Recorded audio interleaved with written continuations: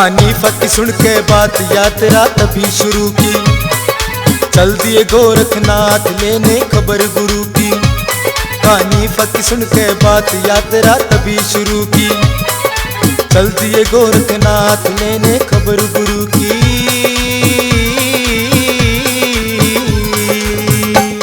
कहानी फक सुन के बात यात्रा तभी शुरू की, चल दिए गोरखनाथ लेने खबर गुरु की।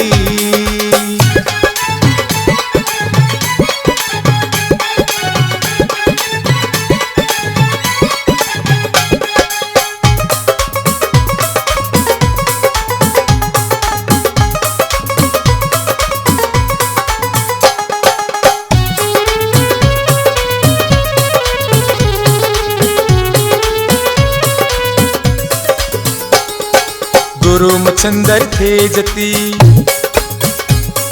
बार बार यही कहे मती। गुरु मच्छंदर थे जती, बार बार यही कहे मती। कैसे फंस गए भोग विलास में, तारा घूमा कैसे आकाश में। दिशा बदल गई कैसे तारे अटल गुरु की। कहानी फक सुन के बात यात्रा तभी शुरू की, चल दिए गोरखनाथ लेने खबर गुरु की।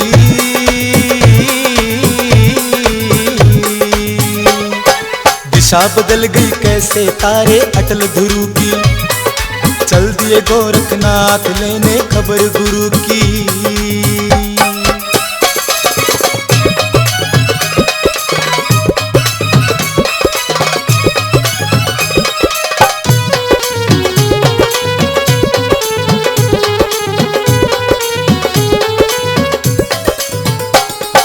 पानी को कोई काट सके ना,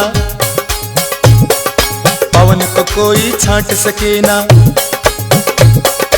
पानी को कोई काट सके ना, पवन को कोई छांट सके ना। गुरु मच्छेंदर इनसे बली है, फिर कैसे उनके नाथ गली है। हिम्मत कैसे आने लगी है जन्म तरु की। कहानी फक सुन के बात यात्रा तभी शुरू की, चल दिए गोरखनाथ लेने खबर गुरु की।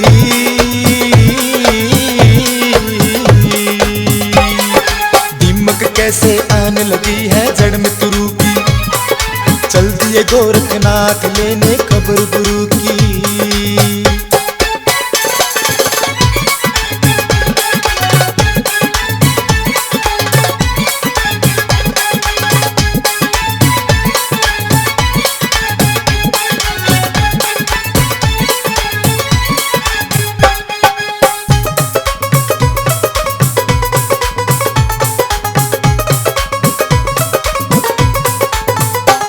दर्पण ने खुद को तोड़ा कैसे, ओस ने खुद को निचोड़ा कैसे। दर्पण ने खुद को तोड़ा कैसे, ओस ने खुद को निचोड़ा कैसे। कैसे अग्नि हो गई शीतल, कैसे कुंदन हो गया पीतल। कैसे ध्वनि बदल गई है शिव डमरू की, कैसे ध्वनि बदल गई है शिव डमरू की। चल दिए गोरखनाथ लेने खबर गुरु की।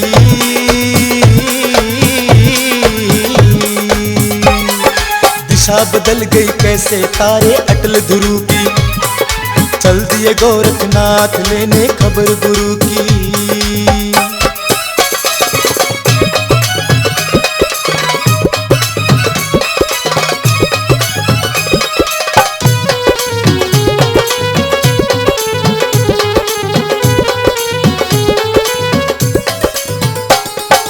गुरु पे कैसे पड़ गया जाल, मन में उठता यही सवाल। गुरु पे कैसे पड़ गया जाल, मन में उठता यही सवाल। राजीव राठी उलझा विचारों में, विश्वामित्र फंसे थे इशारों में। उन मेनका ने छनक सुनाई थी घुंघरू की, उन मेनका ने छनक सुनाई थी घुंघरू की।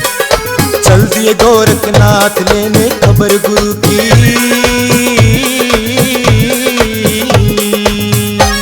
कहानी सुन के बात यात्रा तभी शुरू की।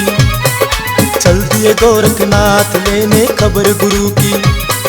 दिशा बदल गई कैसे आए अटल गुरु की। हिम्मत कैसे आने लगी है जड़ में गुरु की। कैसे ध्वनि बदल गई है शिव डमरू की। चल दिए गोरखनाथ लेने खबर गुरु की।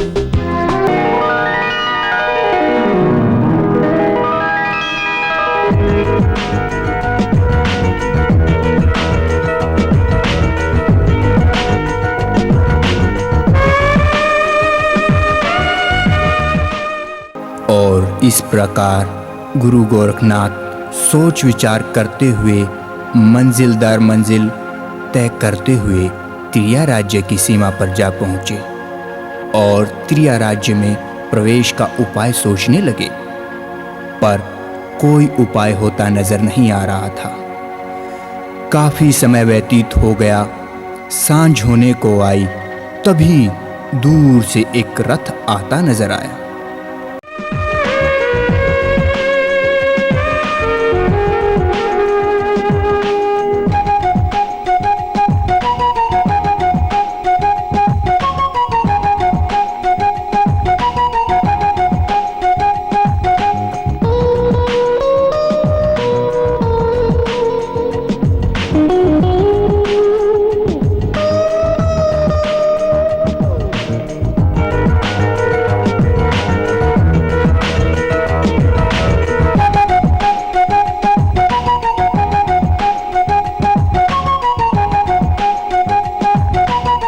और गोरखनाथ जी के समीप ही एक वृक्ष के नीचे बैठ गई और आपस में बातें कर करके खिलखिलाकर हंस रही थी। तब गोरखनाथ जी उनके पास जाते हैं।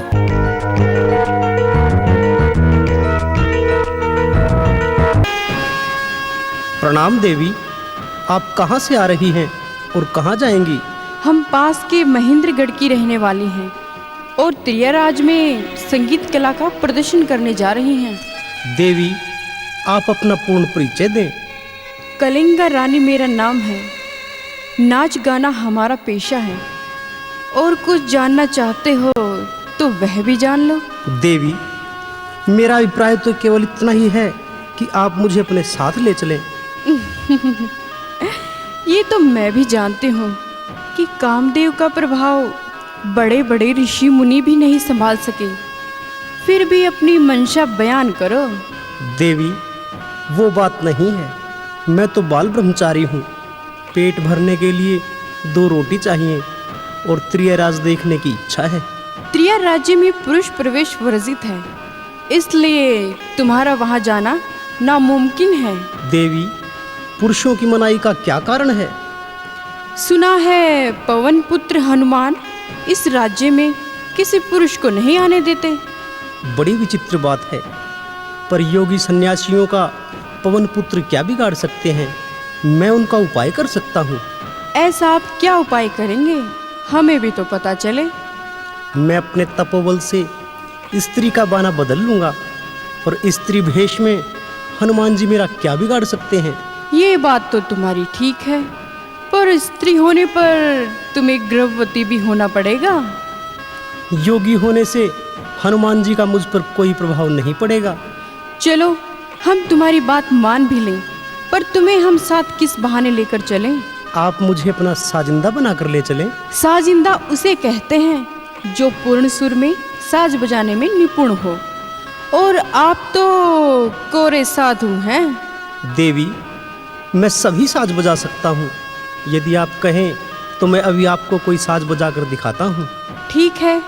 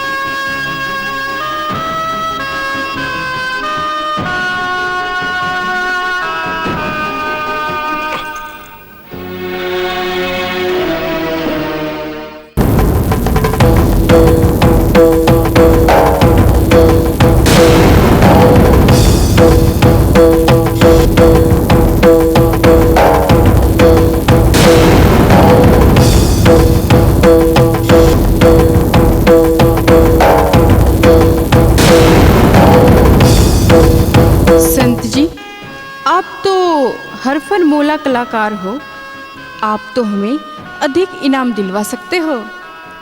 आप अपना नाम बताइए। देवी, मेरा नाम पुरुडाम है।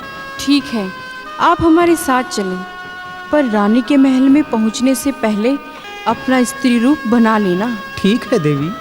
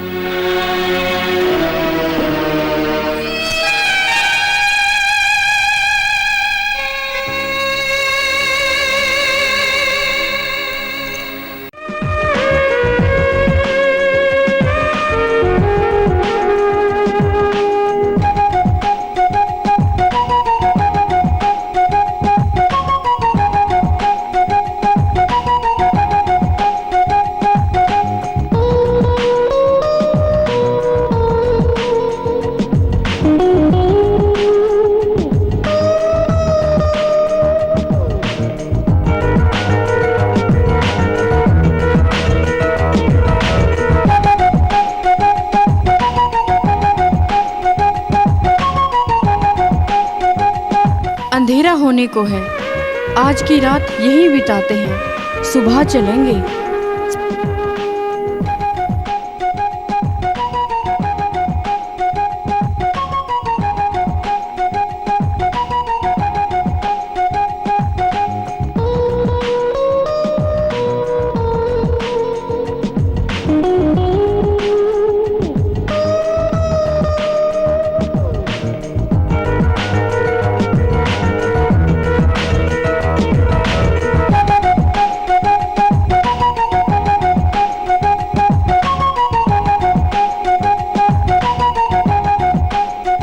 हमें तो नींद ने घेर लिया है।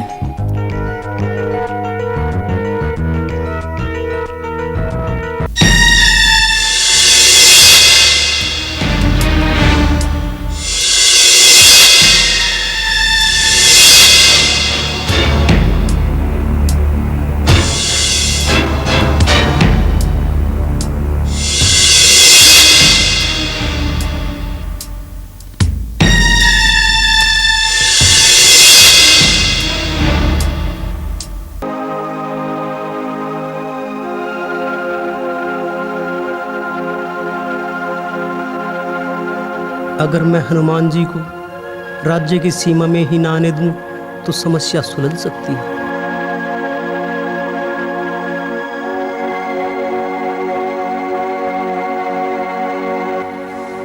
ऐसा विचार करके गोरखनाथ जी ने मोहनास्त्र, रूपास्त्र, नागास्त्र, वज्रास्त्र और प्रेक्षेपास्त्र के द्वारा ऐसी व्यवस्था कर दी कि त्रिया राज्य की सीमा के भीतर हनुमान जी घुस ही न सके।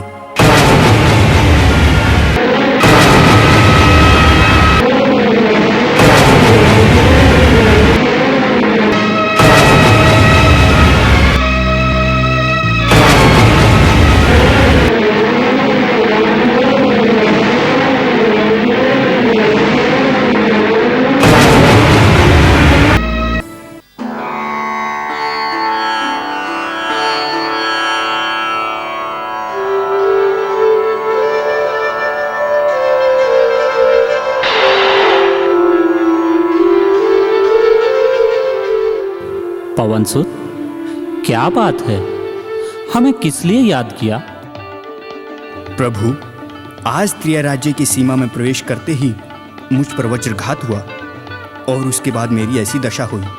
प्रभु, ऐसा आघात करने वाला कौन है? प्रिय पवनसुत, ऐसा साहस करने वाला एक ही मानव इस धरती पर है। प्रभु, मैं उस दुष्ट मनुष्य को उसकी करतूत की सजा देना चाहता हूँ। शांत रहो। जो कार्य किया जाए वो सोच विचार कर करना चाहिए। बिना विचारे जो करे सो पाछे पछताई, कार बिगाड़े आपना जग में होत हंसाई। विरोधी का बल आजमाए बगैर उलझना नादानी है। प्रभु, जब तक पता न चले बल की जांच कैसे हो सकती है? पवनसुत, योगी मच्छंदरनाथ के शिष्य गोरखनाथ ने ये सब किया है। वो अपने गुरु को यहाँ से निकालने के लिए आया है, इसलिए अपना चमत्कार दिखाकर आपको सूचित किया है कि आप उनके कार्य में बाधा ना डालें। प्रभु, मच्छिंद्रनाथ जी तो मेरे कहने से इस त्रिया राज्य में रह रहे हैं। अगर गोरखनाथ त्रिया राज्य से अपने गुरु को निकालने में सफल हो गए तो कठिन समस्या उत्पन्न हो जाएगी। प्रभु, धैर्य रखें पवनसुत, सभी समस्याओं का समाधान हो जाएगा।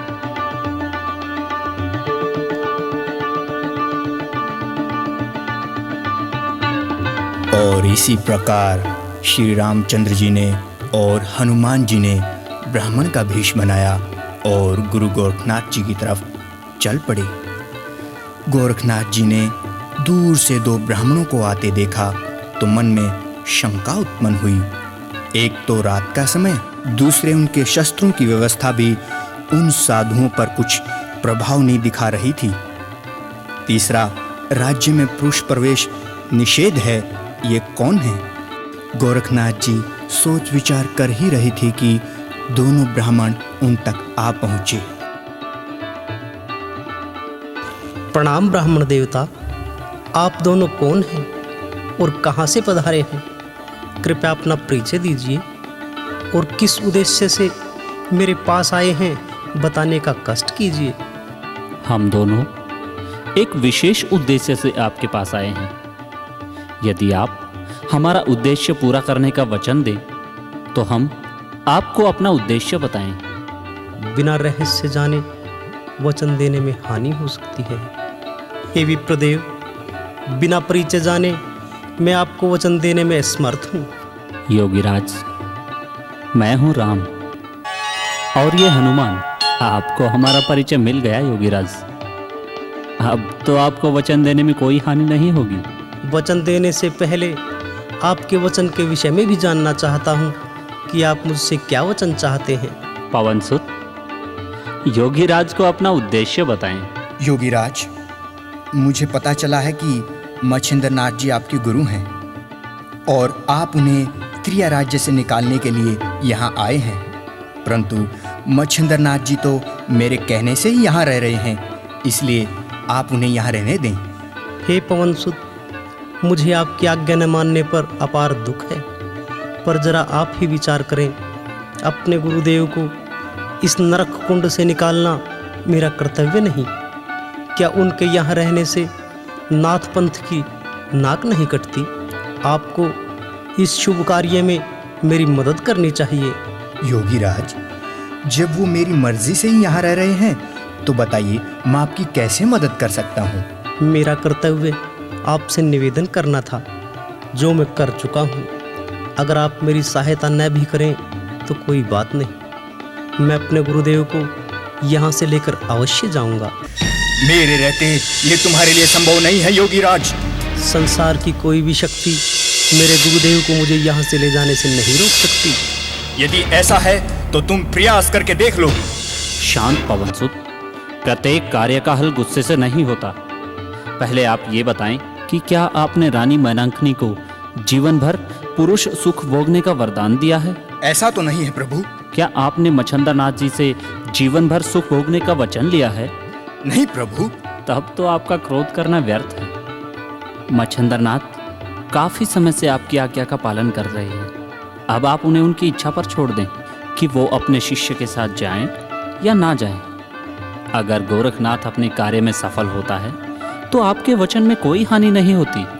प्रभु, तो क्या मेरा सब कर्तव्य समाप्त हो गया है?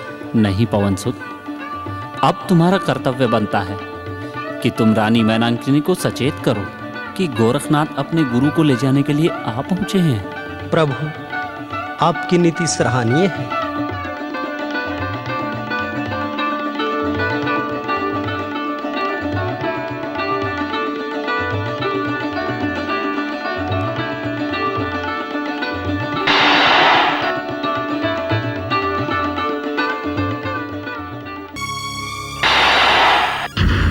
मेरी भक्त मैनाकिनी, निंद्रा तज कर उठ जाओ। प्रभु, इस समय कष्ट उठाने का क्या कारण है? जिसका भक्त संकट में हो उसे कैसे चैन पड़ सकता है? प्रभु, मुझ पर ऐसा कौन सा संकट आने वाला है और आपकी रक्षा में रहते संकट? यह तो आश्चर्य की बात है। रानी, तुम्हारे कहने से मैंने मच्छिंद्रनाथ जी को तुम्हारी इच्छा पूर्ति के लिए यहाँ भेजा था। वह 12 वर्ष से तुम्हारी इच्छा पूर्ण कर रहा है, जिसकी वजह से तुम्हें एक पुत्र रतन की प्राप्ति हुई है। पर अब मच्छिंद्रनाथ जी का चेला गोरखनाथ यहाँ आ पहुँचा है और अपने गुरु को यहाँ से लेकर ही जाएगा। प्रभु, कोई तो उपाय होगा। रानी, मेरी समझ में एक ही उपाय है। तुम अपने मोहनी रूप से मच्छिंद्रनाथ को फंसाए रखो, जिससे गोरखनाथ का कोई उपाय ही न सफल हो।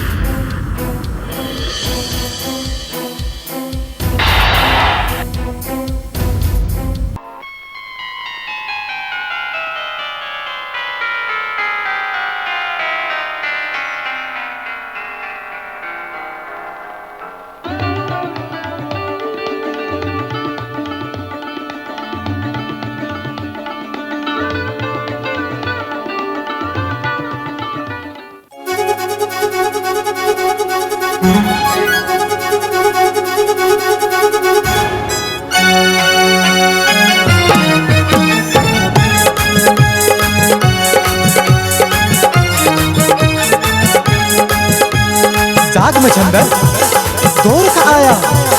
जाग मच्छिंदर, गोरख आया। समझ जरा इस ताल की ताल को समझ जरा इस ताल की ताल को समझ जरा। घुंघरू की झनझन के संग करती ताल इशारा, जोर आ गया तेरे राज में ले जाए माल तुम्हारा। ओए समझ जरा इस ताल की ताल को समझ जरा इस ताल की ताल को समझ जरा।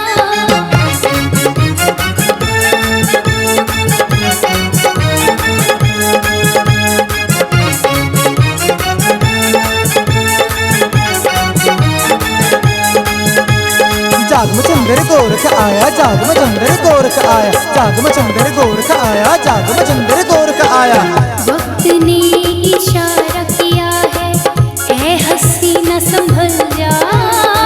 बीत ना जाए रात सुहानी, शम्मा बन के जल जा। वक्त ने इशारा किया है, ऐ हसीना संभल जा। बीत ना जाए रात सुहानी, शम्मा बन के जल जा। पिघला दे बर्फीली जवानी, बन जा तू अंगारा। आज देख ले ऐसा फिर ना देख पाए नजारा। ओए समझ जरा इस ताल की ताल को समझ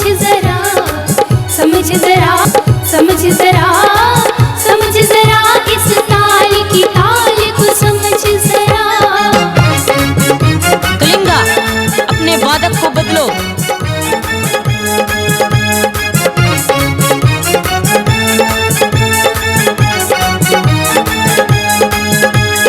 जाग मच्छिंदर गोरख आया। जाग मच्छिंदर गोरख आया। जाग मच्छिंदर गोरख आया। जाग मच्छिंदर गोरख आया। नारी से नर है बनाया, नर से बनी है नारी। उलझन भरे सवाल में उलझी है ये दुनिया सारी।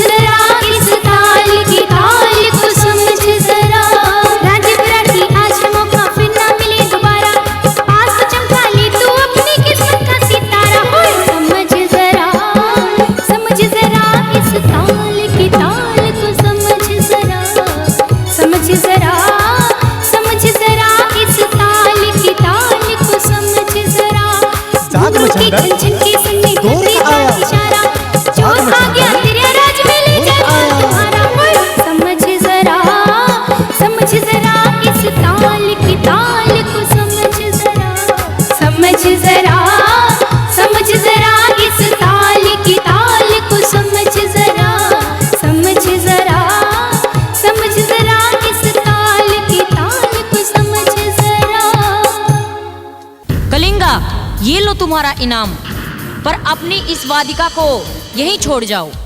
किंतु महारानी, इसके बिना तो हमारे नाच गायन में नुकसान होगा। तुम्हारे नुकसान की भरपाई हो जाएगी।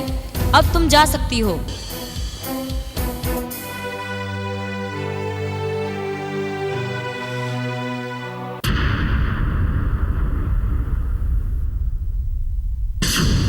ये आपने क्या किया?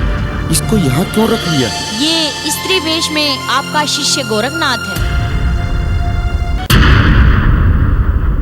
प्रणाम गुरुदेव। प्रणाम माता। बेटा गोरख, तुम यहाँ तक आ पहुँचे, इसका मतलब तुम सभी विद्याओं में परिपूर्ण हो चुके हो। गुरुदेव, सब आपके आशीर्वाद का फल है। गुरुदेव, अब यहाँ से चलने की कृपा करें। मुझे कब चलने से इनकार है बेटा, पर अपनी माता मैनांकिनी को समझाओ। उनके राजी होते ही मुझे तुम्हारे साथ चलने में रत्ती भर भी बाधा नहीं। गुरुदेव, चलना तो चाहते हैं, पर माता मैनांकिनी को नाराज करने के पक्ष में नहीं है, इसलिए ही तो मेरे कंधों पर भार डाल रहे हैं। अगर गोरख अपने गुरु को यहाँ से ले गया तो बड़ी परेशानी होगी। क्यों ना इसे भी तिरिया राज के जाल में फंसा लूं। बेटा गोरख, तुम काफी दिनों से सफर में थक गए होगे। कुछ पल के लिए यहाँ विश्राम कर लो, फिर बाद में बातें करेंगे। जैसी आज्ञा माता।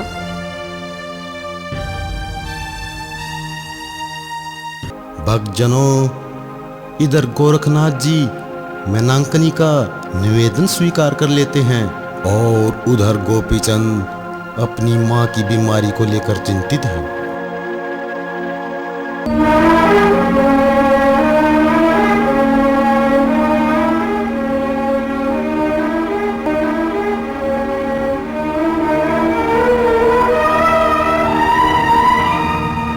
माँ, आप दिन प्रतिदिन कमजोर होती जा रही हैं। कोई कारण समझ में नहीं आ रहा। मेरे लाडले, मैं तुम्हें अमरत्व दिलाकर चिरंजीवी कराना चाहती थी, परंतु तुमने घर आए संत का आशीर्वाद भी प्राप्त नहीं किया। मुझे इसी बात का दुख है और यही मेरी बीमारी का कारण है। माँ, तुम बेवजह वहम कर रही हो। जो गली गली मांगकर अपना भरण पोषण करता है, वह भला किसी को अमरता का वरदान कैसे दे सकता है? बेटा, ऐसी बात नहीं है। उन्होंने मुझे अमरत्व का वरदान दिया है। मैं मरूंगी नहीं। अमर हुए लोग मरा नहीं करते। अगर तुमने उनसे दीक्षा ले ली होती तो तुम भी अमर हो जाते। उनकी कृपा से ही मुझे जगत ब्रह्म में दिखता है। माँ की बात सच होती तो वह योगी यूं ही गड्ढे में दबकर प्राण नहीं त्यागता, पर माँ के मुख से चंद्रमा सी चमक माँ की सत्यता का प्रमाण हो सकती। बेटा, क्या विचार कर रहे हो? विचार इतना ही करो कि आगे से सचेत रहना। माँ, मुझे क्षमा करें। अगर दोबारा कोई नाथपंथी संत इधर आए तो मैं उनसे दीक्षा जरूर लूंगा।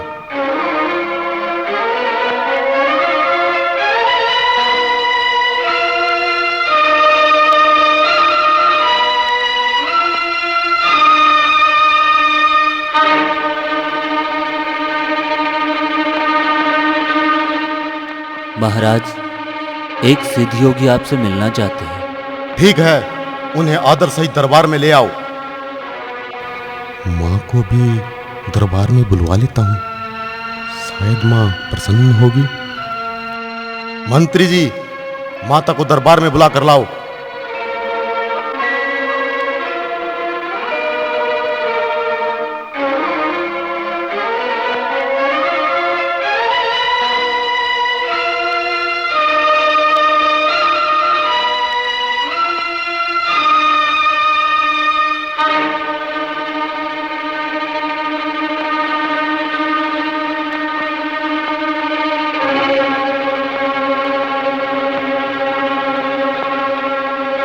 आइए योगीराज, आसन ग्रहण कीजिए।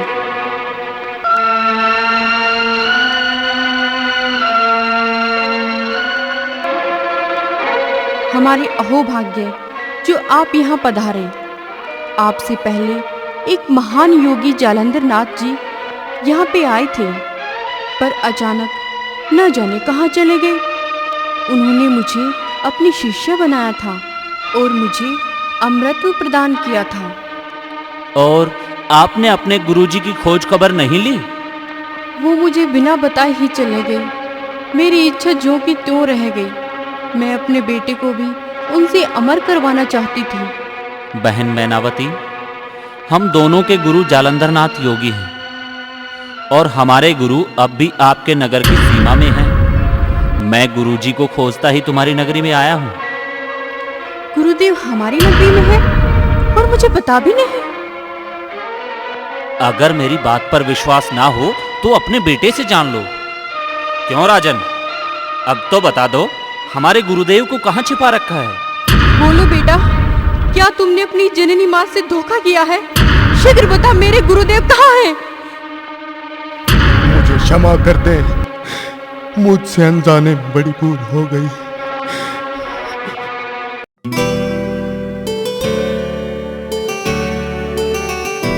माता हो ग्यारी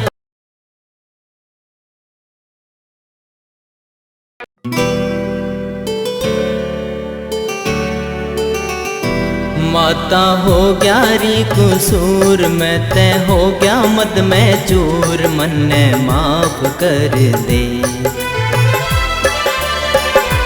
गोपी चंद का गुरूर आज हो गया चकना चूर, मन ने माफ कर दे। माता हो ग्यारी कसूर मैं तय हो गया मद में चूर, मन ने माफ कर दे। गोपी चंद का गुरूर आज हो गया चकना चूर, मन ने माफ कर दे। माता हो ग्यारी कसूर।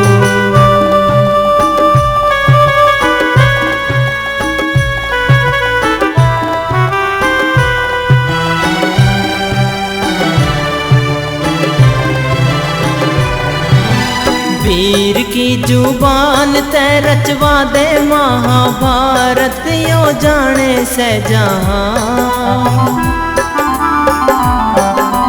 वीर ते भगा के मारे ऐसी जगह पे, मिल पानी ना जहां, मिल पानी ना जहां, ले जाके मारे वहां।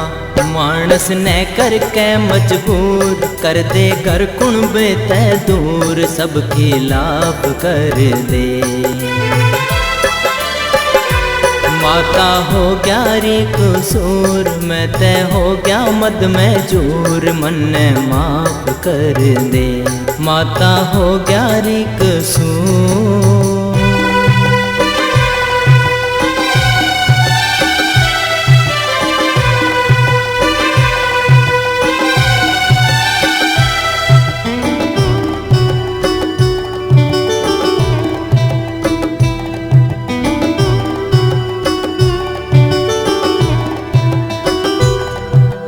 एक सच्चे साधु की करवा के ने हत्या करया से मन ने पाप।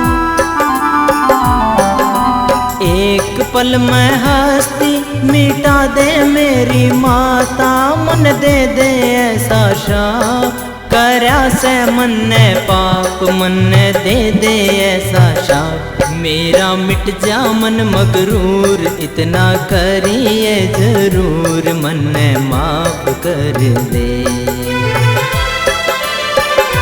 माता हो ग्यारी कसूर मैं तय हो गया मद में चूर, मन ने माफ कर दे। माता हो ग्यारी कसूर।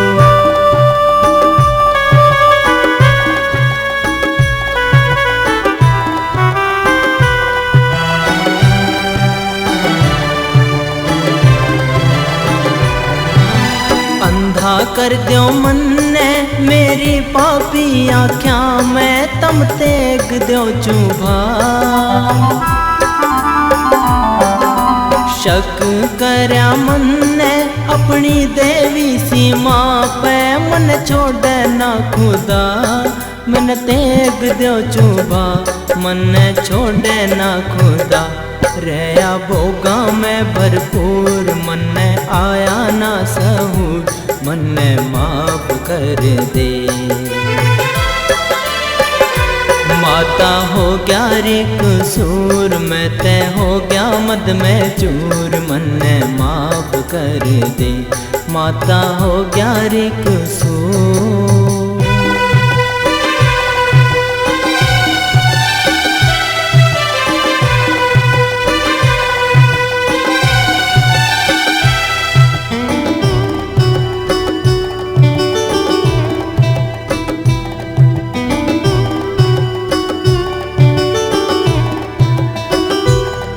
राजीव कहता वीर की भकाई जो भी लागे वो रोवेगा सदा।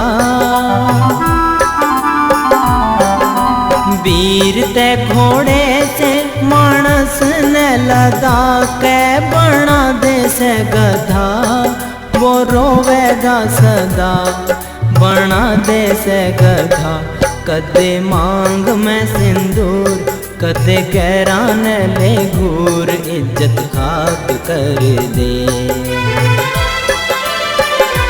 माता हो गया रे कसूर मैं ते हो गया मत में चूर मन माफ कर दे। गोपी चंद का गुरूर आज हो गया चकना चूर मन माफ कर दे। माता हो गया रे कसूर मैं ते हो गया मद में चूर मन माफ कर दे। माता हो गया रे कसूर। मुझसे बड़ा अपराध हो गया, मुझे क्षमादान दे, मुझे क्षमादान दे।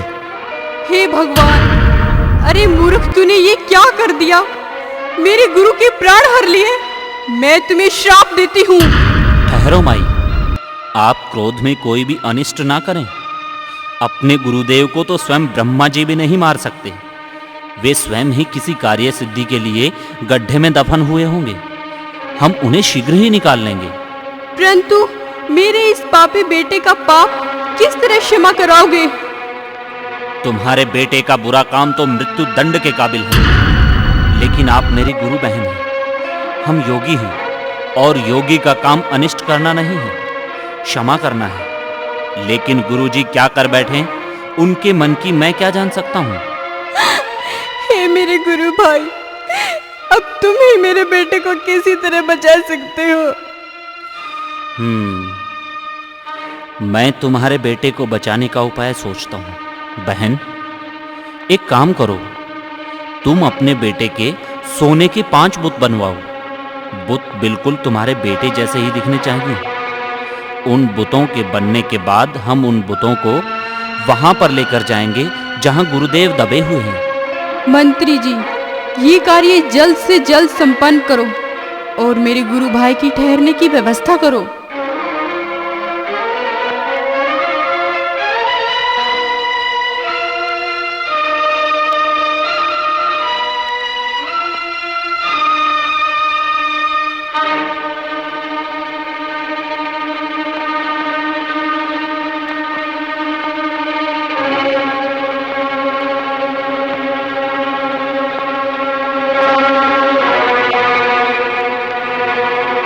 उधर मैनांकनी गोरखनाथ को किसी न किसी तरह त्रिया राज में रखना चाहती थी, इसलिए वो अपनी दासी को बुलाकर कहती है,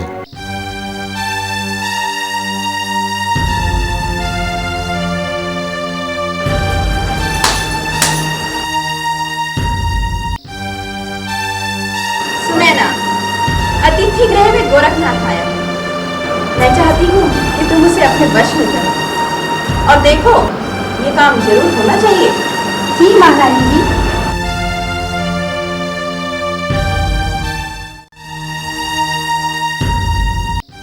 प्रणाम योगीराज। प्रणाम। योगीराज, मैं आपकी सेवा के लिए हाजिर हूँ। कहिए क्या चीज पेश करूँ? तन, मन, धन तीनों चीज हाजिर हैं। देवी, तन तो नाशवान होता है, उसका लेकर मैं क्या करूँगा? मन तुम्हारा दिशाहीन है, इसे भगवान में लगाओ। धन की इच्छा भला सच्चा साधु कैसे कर सकता है? ओहो, तो आप सच्चे साधु हैं। इसमें कोई संदेह? विश्वामित्र भी तो सच्चे साधु थे। देवी, मैं वाद विवाद नहीं करना चाहता, यहाँ से जाओ। मैं तुम्हें अपना बनाए बगैर नहीं जा सकती। है मशहूर जोगी, हाँ जोगी, हाय जोगी। सारी यो गोरख तपधारी, न मन में है कोई कपट। साधु सच्चारी करता ना जारी, देवी न मुझसे लिपट। पति ब्रह्मचारी यो गोरख तपधारी, न मन में है कोई कपट। साधु सच्चारी करता ना जारी, देवी न मुझसे लिपट। ओए कलियों से नाजुक हूँ बाहरों की मैं रानी, मुझसे ना बढ़िया अंगूर होगी। हाय जोगी मेरा साजन, अब दूर ना जाओ पिया। प्यासा है जोगन अपनी तो जोगन, मुझको बना जोगिया। ओ बांध ले बंधन अपन मेरा साजन, अब दूर ना जाओ पिया। प्यासा है जोगन अपनी तो जोगन, मुझको बना जोगिया। जा प्यास बुझा ले, पी ले ठंडा पानी, ठंडक बदन में जरूर होगी, हाँ होगी। हाय जोगी। तेरे कम जात बिगड़े हालात, हुस्न का तुझ पे नशा।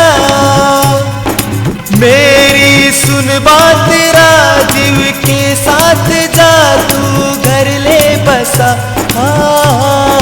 तेरे कम जात बिगड़े हालात, हुस्न का तुझ पे नशा। मेरी सुन बात राजीव के साथ, जा तू घर ले बसा। ओए घर तो बसाओ तुम संग दिल जानी, कर दूंगी तुझे मजबूर जोगी। हाय जोगी। हाँ जोगी, मैं जोगी। काफिर जवानी मेरी चाल मस्तानी, मुझसे ना होगी कोई और जोगी। सुन ओ दीवानी, न करो मन मानी, रहते हैं परियों से दूर जोगी। हाँ जोगी, दूर जोगी, मैं जोगी। ओए जोगी, ओए जोगी। और दुष्ट देवी, मेरी नजरों से दूर हो जाओ। मेरे तप को भंग करने की कोशिश न कर, वरना मेरी एक टेढ़ी नजर तुझे जलाकर खाक कर सकती है। ये क्या करते हो योगीराज? नारी का अपमान करते आपको जरा भी लज्जा नहीं आती? नारी का मान सम्मान स्वयं उसके हाथों में होता है। अपना अपमान भी करवा रही हो और मुझे लज्जा के लिए कह रही हो। मुझे क्षमा करें योगीराज, मैं तो सिर्फ आदेश का पालन कर रही हूँ। मैं अपना अपराध स्वीकार करती हूँ। तुमने इतना बड़ा अपराध ही नहीं किया जो क्षमा योग्य न हो। जाओ और माता को कहना, मैं अपने गुरु को लेने आया हूँ और उन्हें लेकर ही जाऊंगा। प्रणाम।